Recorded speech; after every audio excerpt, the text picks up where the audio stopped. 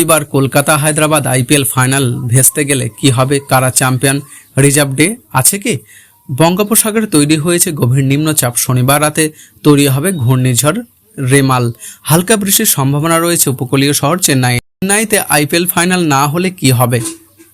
প্রথম থেকে সমস্যা না হলেও আইপিএলের শেষ পর্বে বাধা তৈরি করেছে বৃষ্টি। কয়েকটি ম্যাচ ওভার সংখ্যা কমিয়ে শেষ করা গেলেও গ্রুপ পর্বের 3টি ম্যাচ সম্পূর্ণ ভেস্তে গিয়েছিল। ফাইনালের আগে আবার বৃষ্টির আশঙ্কা তৈরি হয়েছে। বঙ্গোপসাগরে তৈরি হয়েছে গভীর নিম্নচাপ, শনিবার রাতেই তৈরি হবে ঘূর্ণিঝড় রেমাল। এই পরিস্থিতি চেন্নাই কি Kolkata night Riders Sunrisers Hyderabad final নির্বিঘ্নে সম্পন্ন হবে? কিছুটা প্রভাব পড়তে পারে উপকূলীয় শহর চেন্নাই। হালকা বৃষ্টির সম্ভাবনা রয়েছে। রবিবার ফাইনালে বৃষ্টি হলে কি হবে? অতিরিক্ত দিন কি রেখেছে ভারতীয় ক্রিকেট বোর্ড? আইপিএলে প্লে অফে ম্যাচগুলির জন্য কোনো অতিরিক্ত দিন রাখা হয়নি, তবে ফাইনালের জন্য একটি দিন অতিরিক্ত রাখা হয়েছে।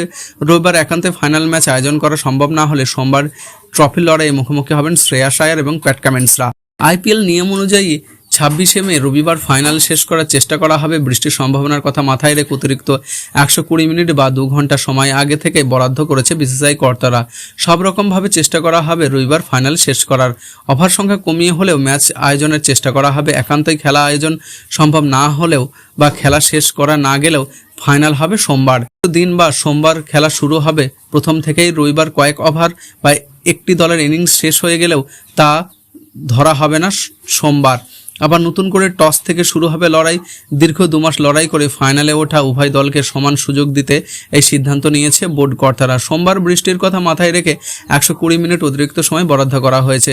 বৃষ্টি হলে চেষ্টা করা হবে অন্তত 5 ওভারের আয়োজনের, কিন্তু তা সম্ভব হবে কিনা বলা যাচ্ছে না।